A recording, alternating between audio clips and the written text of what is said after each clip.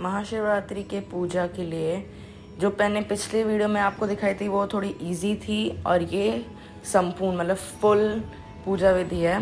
तो सबसे पहले आप है ना नीचे हल्दी या फिर ऐसे स्वास्तिक बना ले, फिर चौकी रखे या फिर पाटा पटड़ा, बहुत जगह पाटा बोलते हैं बहुत जगह पटड़ा बोलते हैं।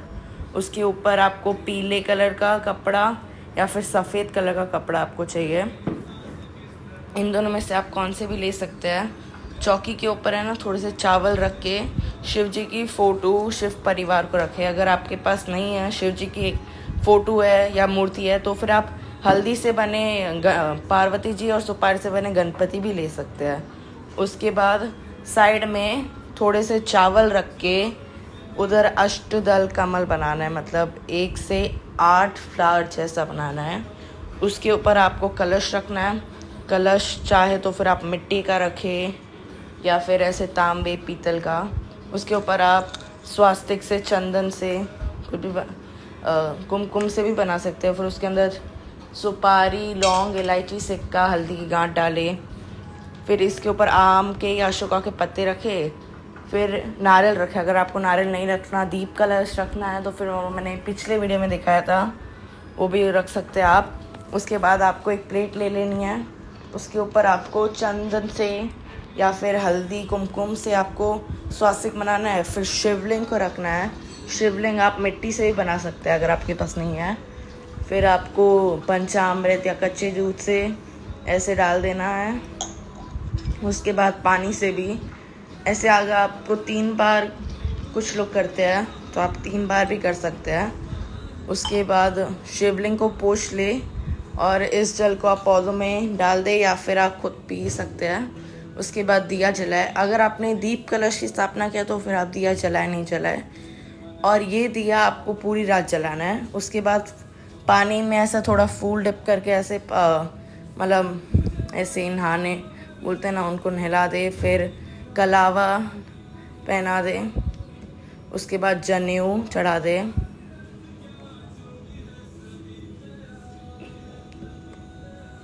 उसके बाद आपको तिलक करना है तो फिर आप चंदन से, कुमकुम से, हल्दी से, आप सब, आज शिव जी को कुमकुम और हल्दी से भी तिलक होता है तो सबको तिलक कर दें। शिवलिंग को, कलश को और शिव जी, पार्वती, गणेश जी को। उसके बाद आपको मतलब कलश में भी आप कुमकुम से ही तिलक करें। उसके बाद आपको फूल चढ़ाना है। और अगर आपने दीप कलश की स्थापना की है तो फिर आप कलश को ही चढ़ाए। अगर आपने अलग से ऐसे दिया जलाया तो फिर आप दिया को भी तिलक करें। फिर फूल चढ़ा दे।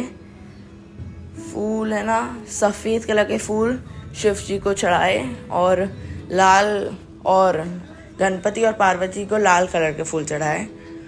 उसके बाद दूर्वा चढ़ाए गणेश जी को, और शिव जी को बेलपत्र चढ़ाए। बेलपत्र के ऊपर है ना आप चंदन से, भस्म से है ना ऐसे तिलक कर दे और पीछे की तरफ ऐसे रखे, मतलब चिकनी साइड। उसके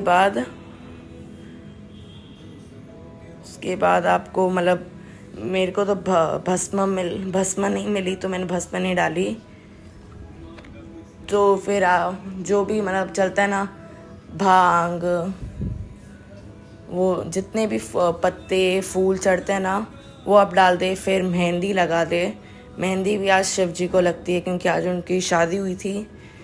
उसके बाद शिव जी को मेहंदी लगाए, गणेश जी को, शिवलिंग को, कलश को और दिए को भी। उसके बाद आपको हल्दी से भी तिलक करना है। हल्दी आप सूखी भी ले या फिर आप चाहे तो फिर थोड़ी गीली भी कर ले।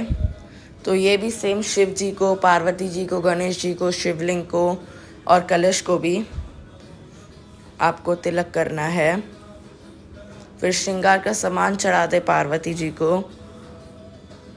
उसके बाद आप जो भी माला पढ़ते हैं वो माला रखें। उसके बाद आपको गठबंधन करना है। आप चाहे तो करें तो आपको हल्दी की गांठ, सिक्का, लौंग, इलायची और सुपारी, फिर ऐसे पीले या सफ़ेद कलर के शिव जी के लिए और एक चुन्नी आप माता जी के लिए। फिर आपको गठबंधन करके उनको पहना देना है। फिर भोग लगाए, भोग में बेर तो ज़रूरी चढ़ाए, बेर इम्पॉर्टेंट होते हैं। उसके बाद दक्षिणा चढ़ाए, दक्षिणा चढ़ाने के बाद और इस व्रत को आपको फलाहारी करना है, मतलब फलाहार व्रत ही करे। उसके बाद आप आरती कर ले। आरती करने के बाद आप कथा सुन ले और आपने व्रत रखा है तो। उसके बाद आपको ये पूजा जो है वो रात में करनी है।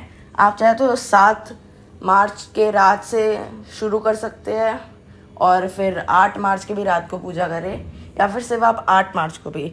और अगर आप नहीं कर पा रहे जागरण वगैरह, तो फिर जो दिया जलाए वही आपको पूरी रात जलाना है, या फिर आप कैसे भी कर सकते हैं। उसके बाद आपको चौकी कैसे उठानी वो नेक्स्ट वीडियो में